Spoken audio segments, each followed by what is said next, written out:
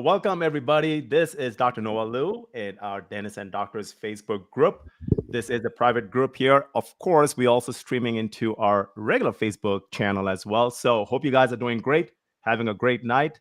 And today is another episode of a Facebook Live where we bring in members from different areas in the real estate arena. Today, we have a special treat. Dr. Alisa Nelson Wade. She's a she is. I mean, I can't describe what she's doing right now. The Grayson Medical Plaza has blown me out of the water looking at the size of the project. And today we want to discuss what's going on with her, where she's at, what are the challenges, what are some of the wins she had, and dive a little bit deeper into the process, her mindset on what took her and her team Yes. to get this project going underway. So right now they're still at the pre-construction stage and there's a lot more to go. But before I drop in all the details, we'll let her speak. And right now, I would like to introduce my buddy and my partner, Tom Bibby Varghese, and I'll pass the mic over to Tom. Hey, good afternoon, everybody. So excited to come back to you guys for another Facebook Live. Every Thursday, we come to you at this time, 6:30 Central, 7:30 Eastern. And today, my name is Tom Bibby Varghese, friend and partner of Dr. Noel Liu. And we started this Facebook group about 2 years ago, grown to over 12,000, getting to 12,000 members now. And super excited. We give out free education on real estate investing. And our journey, I started with 6 units. Now I'm invested in about 1,800 units as a general partner and a limited partner as well. So today, like Dr. Liu was saying, we have an exciting story. Dr. Alisa, she was a listener to these Facebook Lives. And that's what's so exciting about this is that she, I yeah, am. I was not you where you are. I Yeah, am. I stand corrected over there. She is still listening, and she's getting all these information, and we are super excited that there is action takers out there like Dr. Alisa, and she's going to share her testimony, her journey, and we're going to have a great time listening in on this. And guys, this is a heads up for everybody out there listening. At some point, you got to take action, and without action, all these information is just sitting in your head. Yep. Is George in there? What, George? Yeah, I'm George is here. there. but What's he's still up? there. All right, George. Well, after you, I think Dr. Alisa is going to go. So go ahead. Yeah. Hey, what's up, guys? I'm actually here. No camera on. I'm actually at Dogwood here hanging out. So I'm just came to check the progress. But yeah, my name is George Salas, and I've been Kevin here hanging out with the guys for a few weeks already. Well, actually a few months. And yeah, I'm a short-term rental operator and investor as well as a fund manager. So thanks for letting me be here and hang out with you guys every Thursday. So I love it, and I'm excited to hear this deal. All right. So I guess it's my turn now, huh, y'all? It's your turn. Let's go. I am Let's so go. excited to be here. A little bit nervous because Noel always says this is a big project and how do I tackle it? But my name is Dr. Alisa Nelson Wade, and I am a private practice owner. I have been in dentistry for about 25 years, and I never can get the math right because I'm only 35. So, Wow. well, exactly. So, I've been in dentistry about 25 years. I own a solo practice in the heart of a small town called Grayson, Georgia. We are a suburb of Atlanta. We're about 35 miles northeast of Atlanta. So we're right between Atlanta and Athens. So if you know Athens, University of Georgia, we're right between there. I have been in my own solo practice since 2002. I opened as a storefront in Grayson. And my story is really, really weird. Not weird. I think there were just so many. I don't want to say lucky breaks because I don't believe in luck. I believe it was divine intervention that kept me moving forward, not only in my practice but in my journey of acquiring real estate, which is why we're here tonight. So I started in a storefront in 2002. And one thing that has always been important to me is, whether I knew it or not, was mentorship. And I started off with, and I always choose mentors who are doing what I want to do, like a long way. Like I may have 25 bucks in my account, but I may pick a mentor who has like 25 million because I want to follow them to know what they're doing. So my first mentor as a solo practice owner was and still is an oral surgeon here in the city who was owner or part owner in real estate and the practices of about 40 practices in the city. So for whatever reason, did you say 40? Yes, I did. Wow. Yes, I did. And Nice. so for whatever reason, he was our referring doctor when I started my career in corporate dentistry. That's a whole nother story, but I started in corporate dentistry, left for my own private practice. He was my mentor from there. And we just he kind of took to me because I would ask him questions and he would say, okay, Nelson, we're going to lunch.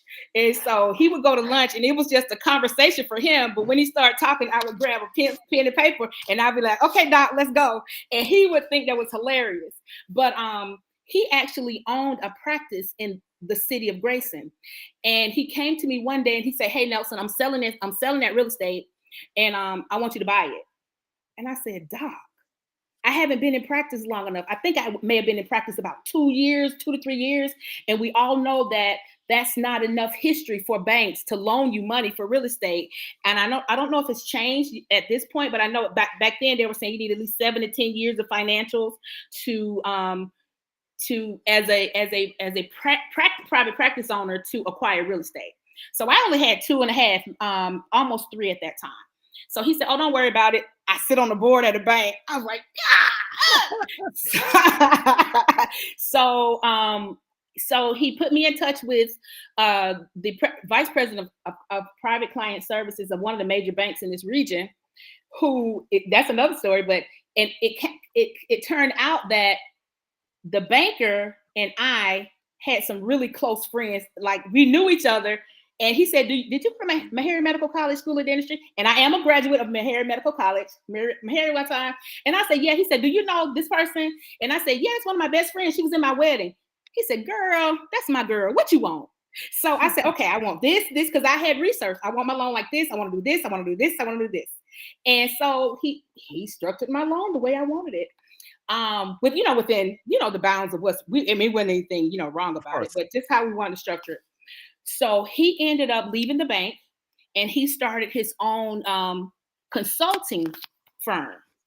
And what he did was he took what he knew from the inner workings of the bank and he worked with small businesses to create profiles that would then make their portfolio appetizing to the bank. Right. And he knows based on what you do, Noel, like he'll say, okay, well, we're not going to do Chase because they don't have an appetite for that kind of project. Okay. We won't do Bank of America because they don't like that. We want banks like this, and this. So, I mean, he just kind of like a broker kind of deal. Yeah. He calls himself a consultant. Yes. Right. Okay. Yes. So he would actually, work and get the loan, but his depth and breadth of knowledge was so great that even after he left the bank, I still, remained close with him. He became a mentor as well because I always attach myself to mentors who have done what I need to do, whether I'm close to it or not, because I figure one day I'm going to need them. So the pandemic hit. Fast forward 2018, I get a letter in the mail saying that they're calling in my real estate loan. And I had 30 days to, and I've never told this story. I'm speaking at the Alisa Summit in June, and this is going to be part of my talk, but I've never told this story. Like my close friends know it, the people around me in my circle, they know it, they know of it, but I've never really told this story on a platform, but I'm going to tell it tonight because it has a purpose, right? And that's one of the things that, we need to understand. What is our purpose in our journey, whether it's dentistry and real estate, whether it's just real estate, whatever it is. So right before about a year before the pandemic, I get that letter. I called the bank and I was like, what's wrong? Because one thing, I pay my bills and I don't mess with the IRS and the board. Those are the radar. If this is the board, the IRS, and my bills, I'm going to hover somewhere right here. I might get close, but I'm going to keep those, I'm going to take care of that. So I was like, what are you talking about? Oh, we're going to call in your loan. Why? We just didn't like we did a appraisal, and we don't like how your land appraised. So I said, well, can we? So by that time, I had hired Eric as my consultant. That's the banker who Sure. and so he came on board. He said, Doc, they appraised your land for lower than they did 6 years ago. And I was like, what? But what we found out, but right now we really still don't know why they called the loan is. And guys, when I tell you, and I don't want to take up too much time, but when I tell you, I was at a point where I thought I would lose everything. I was at a point where I looked up and found myself in bankruptcy court, and I could have with a big image, with a big portrait of our president, I could have swore that man said, "You're fired." I promise y'all. I'm not lying, Tom. And so I was like, Lord, why am I here? And it just was, there was no rational. And I was like, well, there was no rational explanation of why I was there. So the bankruptcy judge came in, and they started, like, my attorney and their attorney, they started discussing the case. Yeah, I just broke down in tears. And my husband was like, it's okay. And so the judge got my case, and she said, Nelson Wade? And I was like, yes, ma'am. She said, why are you here? And I said, I don't know. And she said, your business cash flows. I said, I know. She said, why don't you just go find another lender? I said, I tried. And so she said, case dismissed. Go find another lender. So during the course of that time, Tom, the reason I'm telling this story is because I learned exactly during this whole ordeal how banks work. A bank can do whatever they want to do, how they want to do it, when they want to do it. I learned the value. Did this happen 6 years after, while you were in that property? So Did they just come back 6 years after? It happened 2019. And you had the property for how long? Yeah, how long were you in the property? I was in the property since 2009. Oh, wow. 10 years? Mm-hmm. Wow. And 10 years later. So I have a question now. You said, this is very important, guys who are listening. You said you learned about banks, a whole lot of stuff that I think that's going to be very important for a lot of stuff, because once I think many of us are under the impression that once you get a loan, as long as you're making payments, as long as you're doing the right thing and whatever they asked you to do, it's all good. But that's not so. So go ahead and explain to us what you learned and how others can benefit. So banks can do whatever they want to do, how they want to do, when they want to do it. Some research revealed to me that I guess one of the teams that were working with me in the bank, they were doing something. I don't know if it was on the up and up. My bank rep was let go.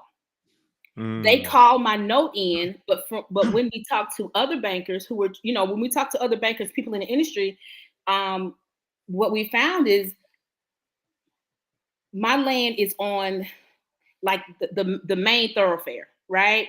It is, like when you drive through a city, and I have prime real estate basically in the city. I have prime real estate, and there was trying to be some sort of backdoor deal to get several pieces of real estate in my area sold off through this bank. So they called in my loan so they could flip it for somebody else. That's the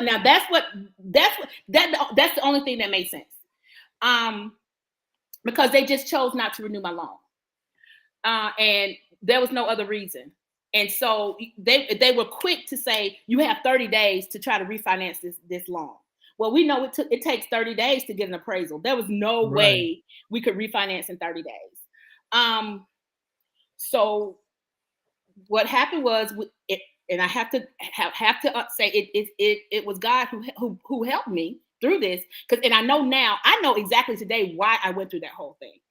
But my consultant, you call the broker, but my consultant, we did some due diligence, and we did some things that I got a partner, and the partner, we went to another bank, we refinanced the loan, and we rocked and roll, and And we did a payoff to the other bank.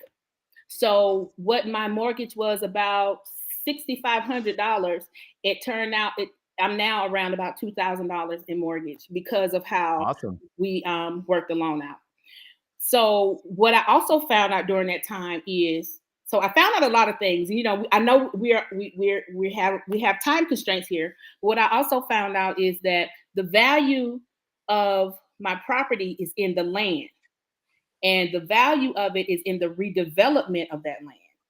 So that then sparked our project to say, we need to then take advantage of this land. We need to do some feasibility studies. We need to do some due diligence, and we need to see what is it that we could put here that would give us highest and best use. Our first meeting was in the community was with the mayor of my city. And one of the things that she said that our area needs, because we're, I guess we would call it a more affluent area. I think the mean income in this area, or average income in this area, is about $160,000 a year. So you know, really good. yes. So it's a pretty good. It's a pretty good area. So let me ask you this. So you said you refinanced the loan, right? So you went to the that was possible because you went to the bankruptcy court. Otherwise, would the bank allow you? They wouldn't. No, they wouldn't allow me to, because they said I wasn't a bankruptcy case. So she wouldn't allow me to. She wouldn't allow the bankruptcy. She just told me to go find a lender. What she did, thank God, was she made the bank hold off, right? Because they wanted it in 30 days, or they want to try to foreclose. Oh, okay. So she made the bank hold off to give me time to find. How much time did they give you? Oh, Tom, I don't know it. But they gave you enough time to find another bank to refinance. They gave me enough time to do my due diligence. Excellent. To find another bank. And I really had some good, shrewd lawyers. But now I had a team of lawyers. Actually, I had about 3 attorneys, and one, of course, was the bankruptcy attorney, because they were trying to take the business, and they were trying to sue me personally as well. I mean, it was just like it was coming at me from every angle. So I had to have an attorney for my personal. I had to have one for the business, and then I had just my attorney that was just my go-to attorney, in advising anyway, and Okay. The other question. So bankruptcy you also want you to file bankruptcy. That's how they make their money. But I wasn't a bankruptcy case, so the lawyers were really good in reporting back to the judge and saying, "Okay, we're here, we're doing this, we're doing this, we're doing this." So she said, "Okay, keep it going," and but yeah, I was able to pay them. Is it that land where you're building the new building? What is the story behind that? So that is it. That is the land. Wait a minute. So that's the land? That's the land. Wow. You got it now, right? You with me? That's the land, guys. That's the land. Got it. So you said something about in the effect that if this wouldn't have happened, none of this would have happened, like the whole deal when the bank called off the loan. So tell us a little bit about that. So if I hadn't have gone through that, you mean if I hadn't gone through that? Well, if I hadn't gone through, you would never have thought about this project, correct? Well, you know what? No, because in the back of my mind, I always wanted to redevelop. I just didn't know what it was I wanted to do, and I just didn't know the path. So this kind of narrowed down the path for me. I probably wouldn't have been able to do it this effectively, and I probably wouldn't have been able to do it this boldly, because now because this has taught me to study banks. Study where do you go to find out what's the best type of building or structure or business that would go here. How do you then walk through the process because I have, just like I have a team in my dental office, now I have a team for real estate, and I have a team. I have a contractor. I have my money guy. I have my architect. I have my real estate broker. And I got one of the baddest real estate brokerages in the state. I have him, and that's awesome. Thunder. When I tell you he's fire. But yeah, so Noel, to answer your question, I wouldn't say I would have never done it, because I think it was what I was supposed to do. Because I remember speaking to that first mentor, And he said, you know, this land has future for you, for your development, and I want you to lean into it. So he put that bug in my ear because that's what he does, right? But like I said, I probably wouldn't have been able to do it as boldly and as confidently as I am now, right? Because now, I mean, what else can you do to me? You know, you threw the worst thing at me, and look, I'm on here with Noel and Tom. So what else? What else they can't, you know, there's nothing else they can do. So I'm not scared. And I'm not scared to go into the bank and tell them exactly what I want and how I want it. And I know what's right. I know what's feasible.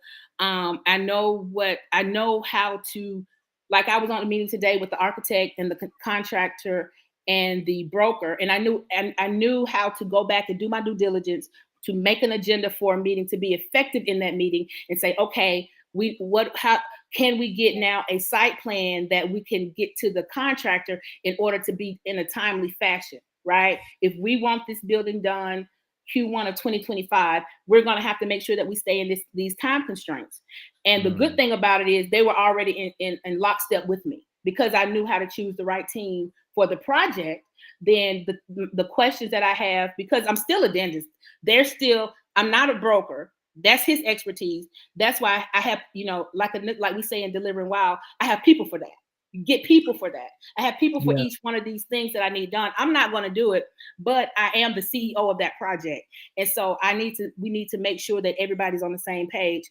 And I think from the ordeal that I went through, like I said, it gave me the confidence to be able to sit in the CEO seat of this project and move it to completion and know that we're going to do it effectively. Because one thing that every time that I meet with my business consultant, I said, one thing, we're not going to be back in that court again. We're never going to do that again. That's never going to happen. That's never going to happen. That's not even an option. Mm-hmm. So where's the dental office right now? It's there. It's okay, there. So this is the side land that you developing on. So the land that so my practice is probably, the land is 1.87 acres. And it goes back from, and we're on the main thoroughfare. Like if you need to go from one city to the other, you got to pass my office, and that's in any direction, right? So everything is there. Like all of the restaurants are on the same strip. The mayor's office on the same strip. Everything like all of the new live work communities. You know how they build them in the city center. It's walking distance from me. Awesome. Sounds like a great piece of property. Now, hold on 1 second. Let me ask the audience, if you guys, those of you listening, I know you have a lot of questions. Just post them in the comments. She's an amazing, she's got an amazing story, and I know many of you who are thinking about getting started might have questions. So just post them in the comments, and we'll get her to answer that. Okay. Yeah. Yeah, that's amazing story. I mean, what a comeback. And you also mentioned something about you hired one of the persons from the bank as your consultant. What was the reason for that? So he was actually my mentor. Because he wrote the original loan at that bank. So I kept in contact with him. So when I found out that he was opening a consulting business, and I'm going to tell you guys this. This is what you call a nugget. We used to call them pearls in dental school. The banks have their own language, right? And what he did was genius because he speaks bank. He speaks their language. And I remember every time that I would want to do a project, or if any particular, whether if I wanted to buy anything that required the bank to review my tax returns, right? They will always get to a point where they really, really begin to question. So he took my returns and he said, "Oh, this line needs to say this. This line needs to say this. This line." So he knows how to translate what I do in my profession to the language that the bank will understand. And he'll communicate with my accountant to say, Dr. Nelson needs to have in this space, I'm just going to say it, on the K1 schedule, line 14 needs to, that's exactly what that is. But if you put this, like if you use this language here, the bank will understand exactly what you're trying to explain to them or what you're trying to show them. So once I had him like do things like that to clean up my the way that my accounts look, the way that my returns look. So whenever I'm ready to do anything about investing or anything, he's there, and he's my numbers guy.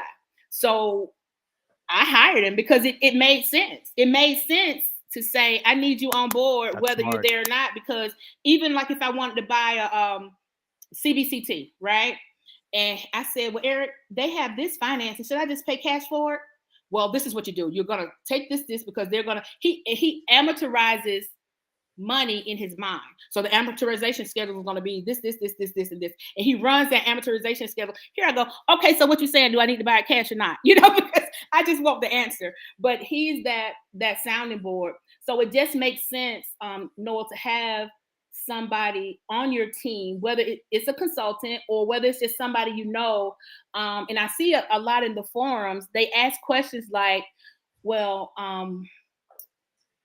how should I do this, and the third? But they're asking a group of dentists, and we speak dentistry. We need to ask somebody Right. who speaks bank or Go speaks outside. or speak.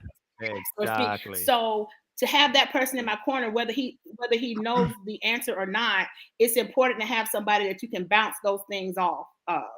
So that's why That's almost having like a fractional CFO on your team. That's we're how not I'm gonna looking say at it. that, no, because he might want me to pay him more if we call him that. So we're gonna call him a consultant, Noel. We're gonna keep saying that, Noel. Hey, hopefully He he's not on probably this is. live. I love it. Love it. You said that you were listening to our Facebook lives and all that, and I'm very curious to find out, was there anything that we mentioned that really helped you, that hit home, things like that? We were talking to, is it Mehul? Is it Mehul? Mehul, Mehul, yeah. yes. Mehul Shah. Yes. Mehul, yes. Yes. Smart guy. What? Yeah.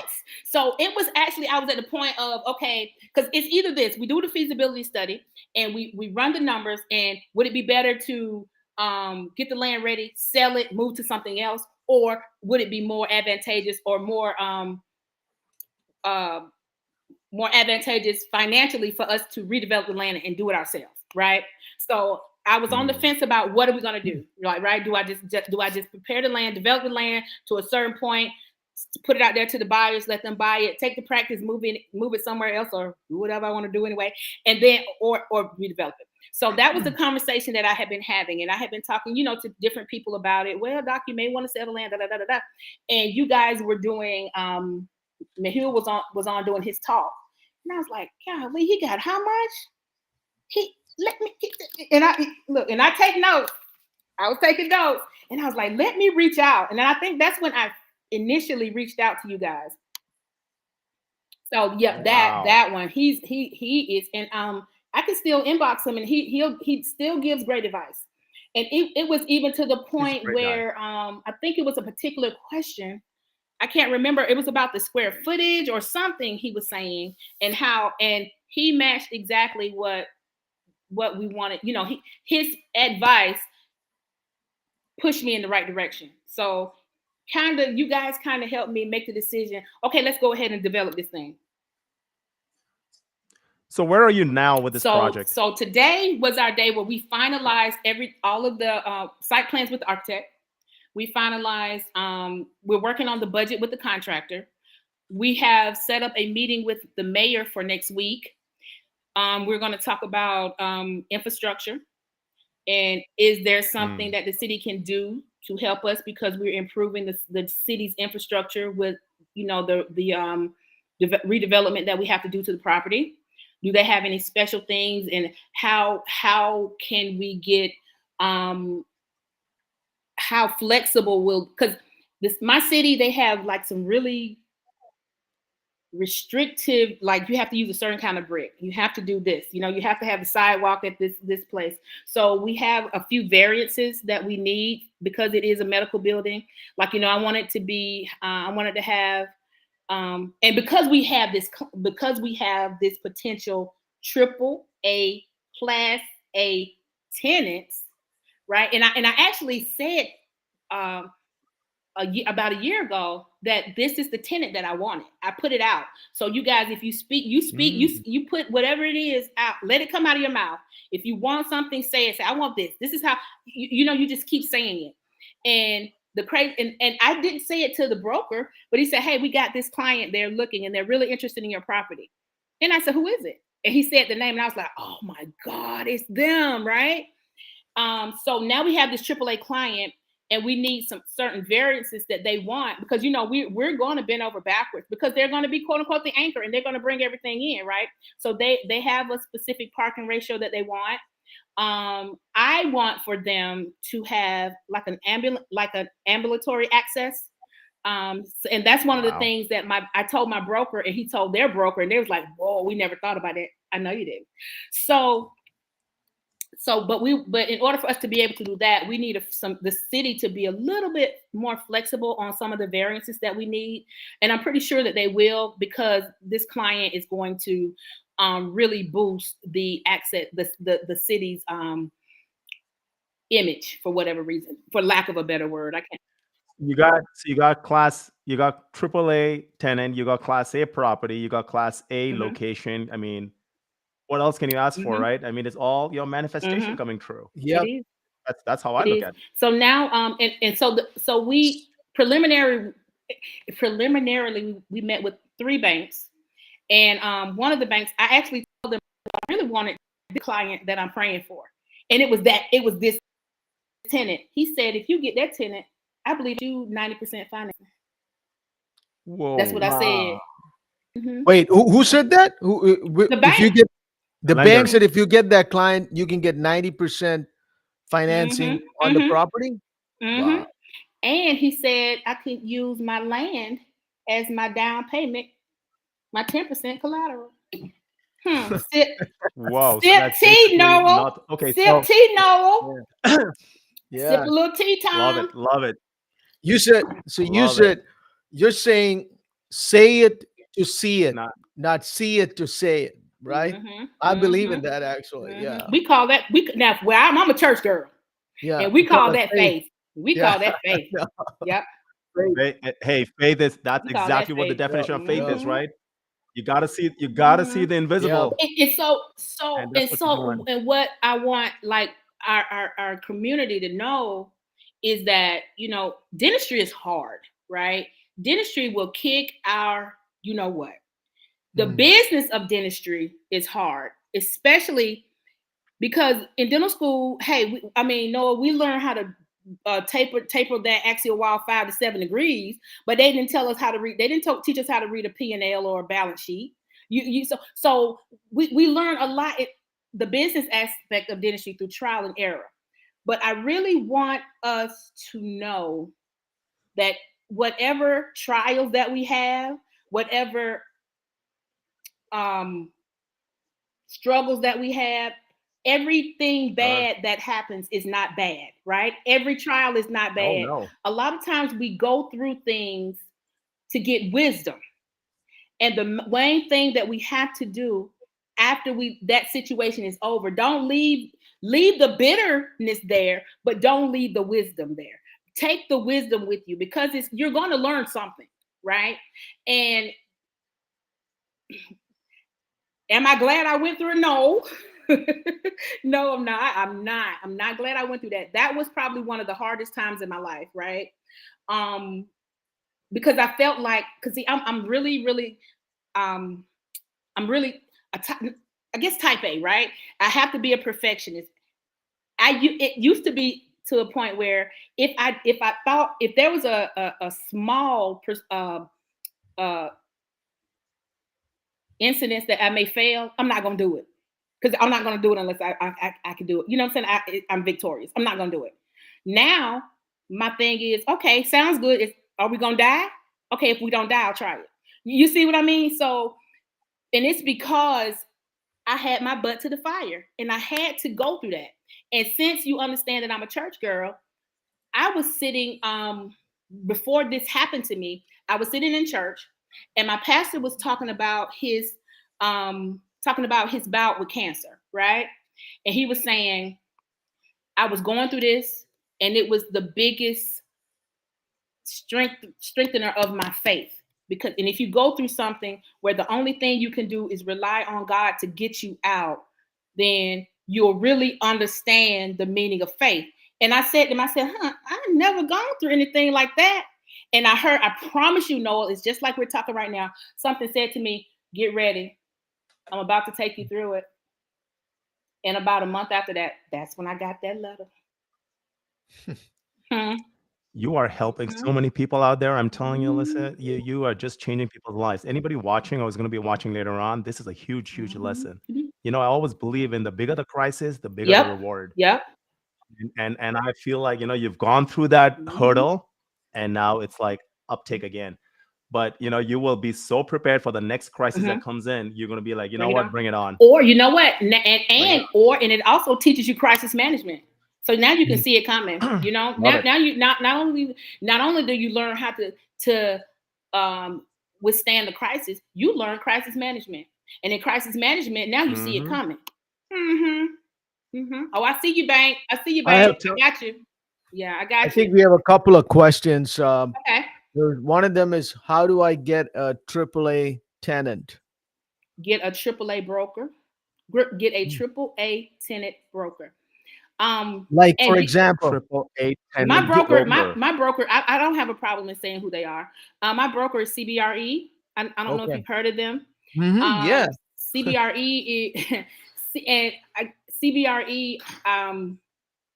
They wouldn't look my way until I was working with the same consultant. He's doing a really big project with them on another part of Atlanta, and he said, "Hey, I got my doc over here. I need you to look at her project." So that's how we got the broker, and you just have to basically call whoever I'm learning something, yeah, and I know I might be just all over the place with it, but it's just so much. It's just trying to come out. And what I learned about those AAA tenants is once you go on LoopNet and you looking for people looking for real estate, the AAA tenant doesn't work like that. Yeah. They're a slow moving beast, right? And they're buying up everything. And the broker, they have their broker, right? And their broker communicates with the broker of a person that they want to go in, and they have that back room. They have that bubble. I call it the bubble. And they're in the bubble, and they say, "Hey, I got this client who has this. We'll have it ready Q1 of 2025. What you got?" Oh, this big AAA. I'm gonna call them AAA. AAA over here. They're gonna want that area in about that time. Let's go ahead and lock this in. They're in the same building across the hall. So what goes on LoopNet? That's the AAA is not ever going to be on LoopNet. Yeah, that's a very important point that you just mentioned. That these top brokers, they have their own circle. That's a very close knit community. It's hard to break into that. I didn't know that going into this, and I learned it from my mentors. The same thing. He said it's a very close knit, and he used another term also, which I'm not saying. Community, and he didn't have any problem saying that. So that's very important, guys. These are not on LoopNet and Crexy and all that. They are never. And one other thing too, and to your point, Tom, not only are the brokers in the bubble, right? So are the contractors, so are the architects. And that's how I got like the meeting with the broker from the contractor. So now when big AAA tenant realizes that this is my broker, this is my contractor, they're like, "Oh, that's good," because they built 6 other of my buildings on the east side in Alabama. They built total for us last year 12. So when my contractor heard that I had AAA, "Oh, let's go. Tell them we can do their finish outs as well. So we can just work all that out. We're ready." Yeah. It's a bubble. It's a bubble. And I'm just going to say it. I'm going to say it. I mean, because it is what it is. It's a white boy bubble. and when I'm going to say, I'm saying it here. Because I mean, if I'm wrong, y'all, I'm sorry. I mean, I'm just going, if I can't say the truth, y'all just need to click me off, click my square off. Go ahead and talk to my my STR because STR brother at the bottom because I'm gonna tell the truth. And I told the contractor, and we were having a problem getting our meetings, right? We needed a meeting with the architect. We need No, that's what my mentor told, and he's also white. So he said, man, that's how it is. And they said he's not even welcome there. It's very close-knit community. Very close. It's a white boy. And so when I met with the contractor, because we had a hellified time getting a meeting with the broker and the architect, right? And so we just reached, and my consultant said, Doc, I don't know what to do. I said, I know what to do. I'll call him. So I called the contractor. He said, well, let's have a meeting. So we went and we sat down, and he said, what do you need, Doc? I said, I need inside your bubble. I said, you guys have this bubble. I said, it's a white boy's world, and I need to get in there. And he died laughing. He said, is that it? I said, yep. He said, okay, I'll have this person, this person, this person. I had CBRE on the phone by the next Tuesday. And that was and I met him on Look Friday. at you. See, you gotta be bold I'm like not that. scared anymore. Yeah, they tried. Tell The devil them. tried to Tell kill them. me. He could not kill me. He should have killed me because now I'm coming back. And this isn't my last. This is my first one. And we said it today. We said, guys, if we can't get everything we want on this project, we're gonna make it do what it needs to do for this project. And then, because we already know the numbers. We already know what the year we're gonna cash flow. We already know the year we're gonna sell. And when we sell, we already know what we're gonna sell for and what the profit is gonna be. So, let me stop you right there. So now you're talking about selling. You're talking about selling. Now you got the AAA tenant. Not only the AAA tenant is going to increase the valuation of your property, but also your business, right? Like what's going to happen to your dental business? That's going to get like a secondary boost. Yeah. And then when you increase the NOI and when you sell it, tell me how much dentistry you got to do. Not another one. I'm already halfway there now because I'm trying to take on the moniker as dentist emeritus, and I want to work like 2 days a week from 10 to 2.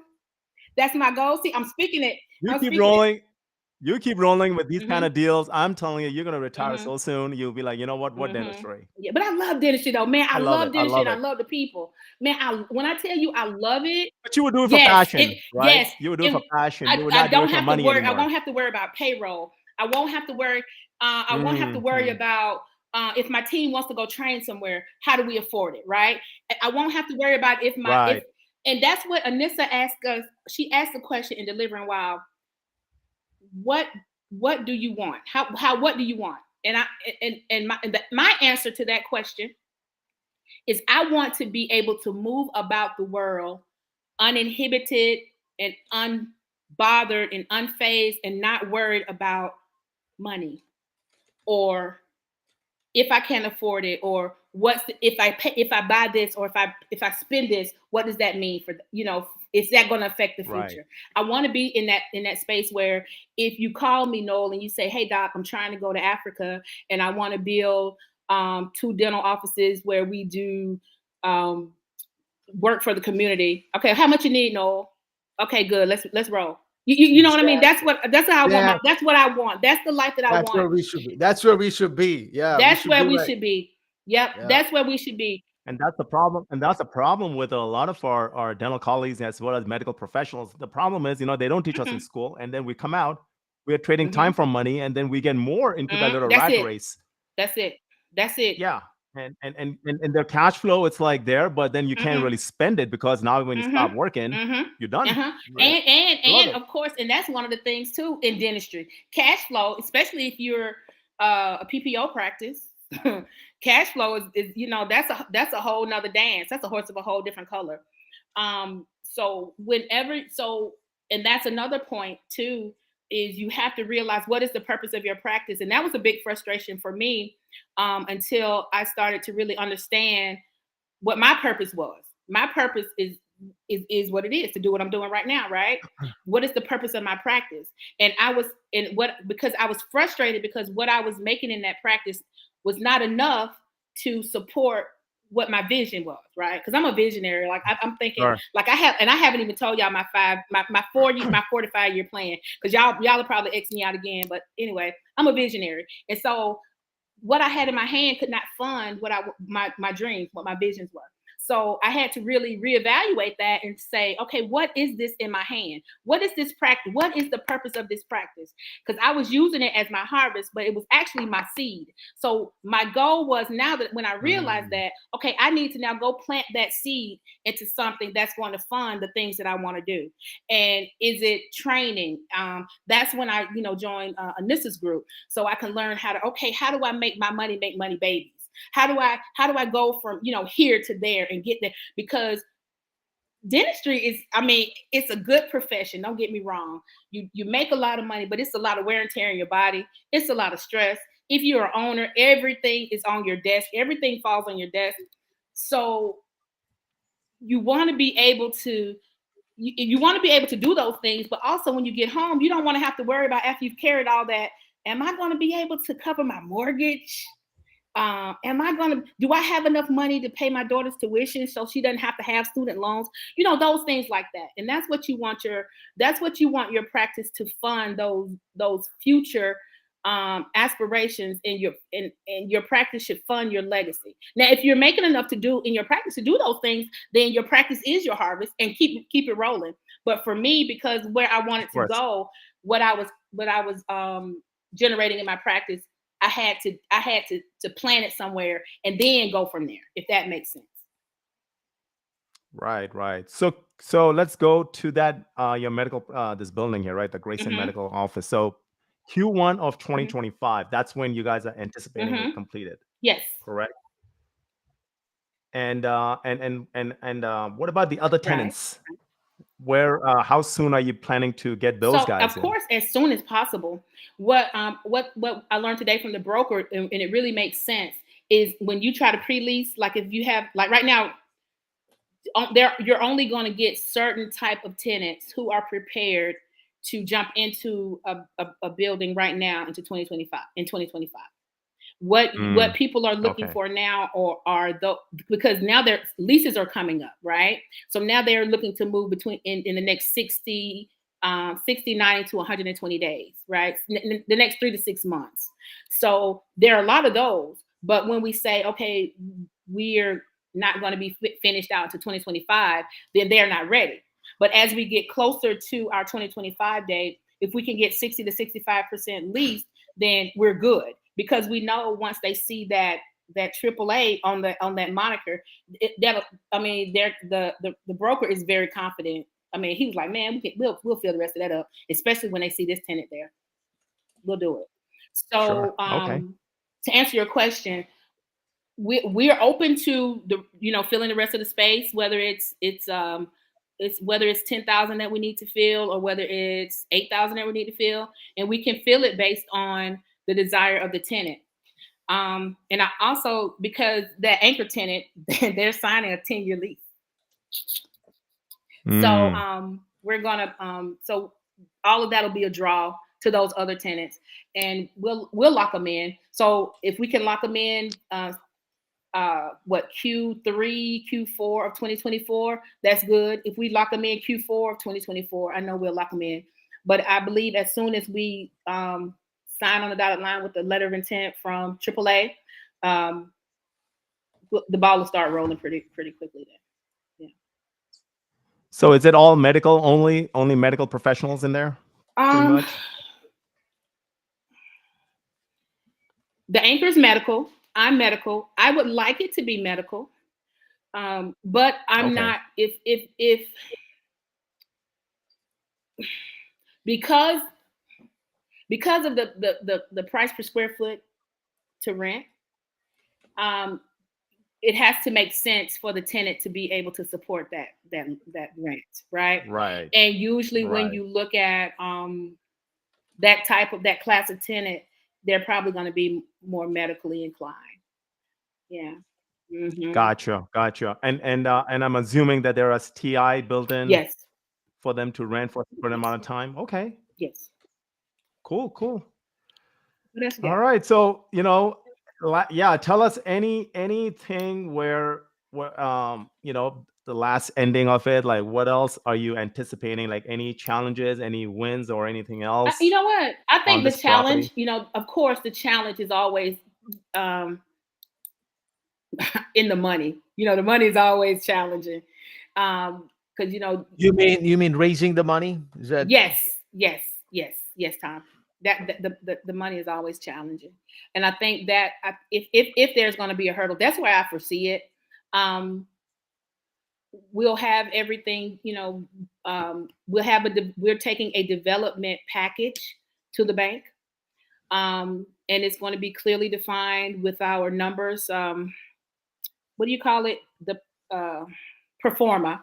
We'll have a performa for them to review, and I think we'll be able to answer all questions for the bank. So it should be straightforward. If they can do it, they can do it. If they can't, they can't. But I really believe that they'll be able to get behind the project. Sure. Mm-hmm. Well, you're a resilient person, and I love your spirit and your positivity and upbeat. I doubt anything can slow you down. So I love what you're doing. Keep pushing, keep pressing on it, and I'm sure doors are going to open thanks, for guys. you. So yeah, amazing story, yeah, amazing story. and If you can figure this out and do it, anybody should be able to do it. And Mm-hmm. I want to applaud you because you're an action taker. You did not simply listen, and also, what a comeback story after being in almost in bankruptcy court, and that's an I was amazing. in there, Tom. I was in court. She just sent me out of there. I was in there. Yeah, amen. That's awesome that you came back strong. Yep. Mm-hmm. Yep. Yeah. So yeah, once when you have this project underway, we definitely would like to have you back and share your story, because what you're doing is so amazing. It's like you are in the works, and that's how I'm looking at it at you right now. Very soon I wouldn't be surprised if you have a book going or even a TV show. So so I would love for you to keep pushing. I love it what you're doing. So thanks, keep guys. pushing. Yeah. So well, everyone, we are going to land the plane now. Any last comments or any questions? Is there anything else, Tom? People putting down there? I think that's about it. We've got pretty much everything. Like you said, we can bring her back once this is underway, and people would like to hear an update, and we want to hear an update as well. So excited to have you, and keep on doing, and much success to everything you're doing. And we're praying and rooting for you. Thank you so much. Thank you. Yeah. This was great. Thank you so much. Thank you. Thanks for coming up. Hey, George, you got anything? George, are you there? I guess he's silent, I guess. I'm here, fellas. I'm listening. Well, cool. You got anything, buddy? Well, great story. I caught most. Other than that, I mean, I'm here at a property right now. We're designing the last few things of dogwood, so all righty. Well, we'll definitely touch base on dogwood next. And sure. that dogwood property is one of the SDRs that we presented here, and that's fully funded, guys. And if anybody's interested in more, there's one more that maybe a couple of slots left. So if anybody's interested, reach out to Dr. Noel or myself, and we'll be happy to tell you more about that. All righty. Well, everybody have a good night. Thanks for coming, and thanks for joining everybody. Good night, everybody. Good night. All right.